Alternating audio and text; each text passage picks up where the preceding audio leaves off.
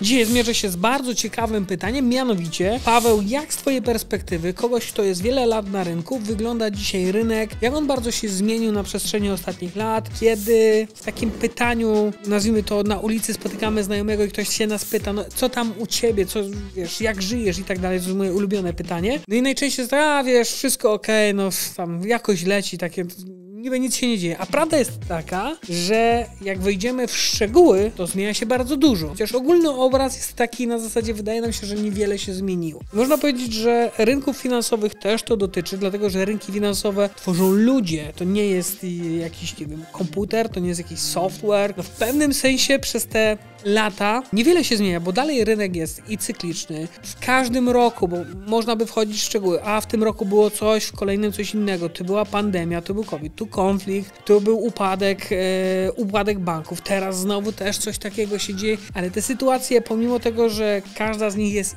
inna, z perspektywy kilku lat, kiedy ten czas upływa, powiedzieć, każdy rok był w jakimś sensie wyjątkowy, miał jakieś zmienne, które powodowały, że no było bardziej dynamicznie, że było trochę bardziej ryzykownie, ale trochę bardziej wszystko zależy od tego, jak handlujesz i jak inwestujesz, bo ktoś, kto jest totalnie nowy, dla niego każdy jeden dzień, niezależnie od tego, czy coś się dzieje, czy są jakieś wydarzenia, przemówienia, czy jest konflikt, czy go nie ma, czy wchodzi, czy będzie pandemia, czy nie, nieważne, kataklizm jakiś się dzieje, nie ma znaczenia, i tak będzie to ryzykowny dzień i może to być naprawdę full ryzykowny dzień, więc z takiej perspektywy wielu lat mógłbym powiedzieć, że totalnie nic się nie zmienia.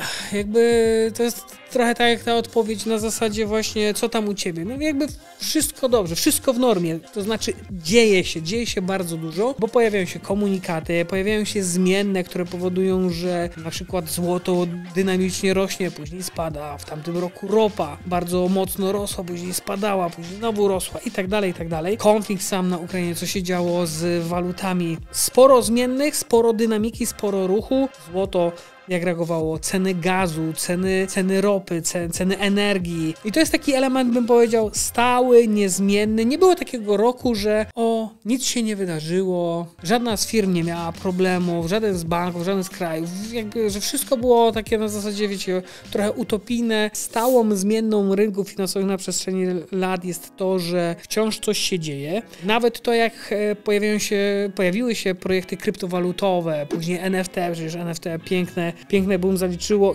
i nowość, i pewien hype na to wszystko. Teraz ta sytuacja wygląda zupełnie inaczej. Później weszliśmy w taki cykl na kryptowalutach znowu spadkowy. Wszyscy uciekali, ci, którzy powchodzili po $60,000 za bitcoina, łapali się za głowę. Czemu on jest po $15 teraz? Przecież to jest totalna bzdura, bez sensu, scam, oszukali mnie. No a od grudnia, czyli w ostatnie powiedzmy 4 miesiące, znowu na kryptowalucie typu Bitcoin zaliczył mniej więcej 70-80% wzrostu. Jasne, z perspektywy kogoś, kto kupował ultra drogo w złym okresie, dalej jest być może na stracie, być może się nawet zraził, ale to jest ten element rynków finansowych, który się nie zmienia. To znaczy, jako ludzie, patrząc globalnie na świecie, my wytwarzamy i mechanizmy, i sytuacje, które powodują, że cały czas coś się zmienia i to jest piękne i mam nadzieję, że tak będzie cały czas. Dlaczego? Dlatego, że to tworzy okazję. I ja mam świadomość tego, że w związku z tym, co się dzieje, wielu ludzi odczuwa dyskomfort, być może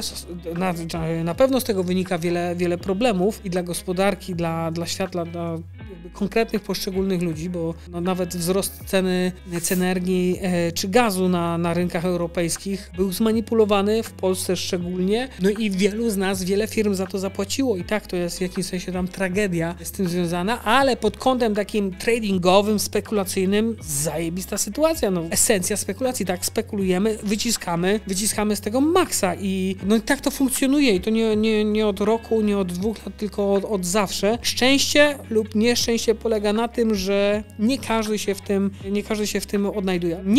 Nie ma jakiegoś systemu, który można stworzyć, zrobić, który opanuje cały ten bałagan i chaos, bo każdy z nas może mieć pewne przełożenie, jedni większe, drugie mniejsze na to, co się będzie działo. Nawet wyjdzie nasz jastrząb zarządzania w Narodowym Banku i coś powie, coś chlapnie i to już powoduje, że coś się zmienia. Wyjdzie jeden z ministrów na literę S i też powie o jakimś dodatkowym podatku, tak dalej i inwestorzy uciekają, bo są przerażeni tym, że będą płacić dodatkowy podatek albo zwiększony podatek i tak dalej, i tak dalej. Oczywiście takie zmienne, na przykład jak sama pandemia w ostatnim czasie, w ogóle w życie, w takich warunkach z tymi obostrzeniami, nikt nie wiedział, co się będzie działo, niektórzy się szczepili, niektórzy się nie szczepili. Konflikt na Ukrainie, który jakby nas w Polsce blisko nas się znajduje i nas dotyka, jakby nie patrzeć. Jesteśmy w wirze wydarzeń, czy tego chcemy, czy też nie chcemy. Nie każdy to jakby dopuszcza do siebie, ale tak to powoduje pewne zmienne. Więc jakby w takich warunkach ogólnych na świecie doświadczamy pewnych rzeczy jako pokolenie. Taka jest jakby kolej. No jakby to się wydarzyło teraz i nikt wcześniej, nie wiem,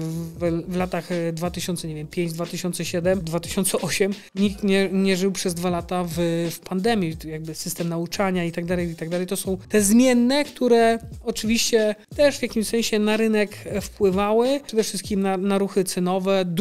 Bardzo dużo ludzi przez ten okres jakby zainteresowało się tym, co się dzieje w internecie. Przecież masa firm, mamy boom w tym zakresie na e-commerce, między innymi, to duży skrót myślowy, ale jakby mamy na to boom i wiele firm nagle zaczyna istnieć, zaczyna się gdzieś tam rozwijać w tym kierunku. Z tej perspektywy, tak mówię, dużo się dzieje, bardzo dużo, ale w cudzysłów to wkładam, teoretycznie nic się nie zmienia.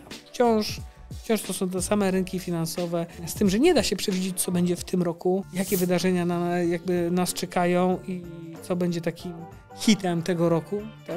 Tego my jeszcze nie wiemy. A, moi drodzy, pamiętajcie o lajkach i subskrypcjach. Jest nas ponad 8000 i lecimy mocno w górę. Trzymajcie się, cześć. Pozdrawiam.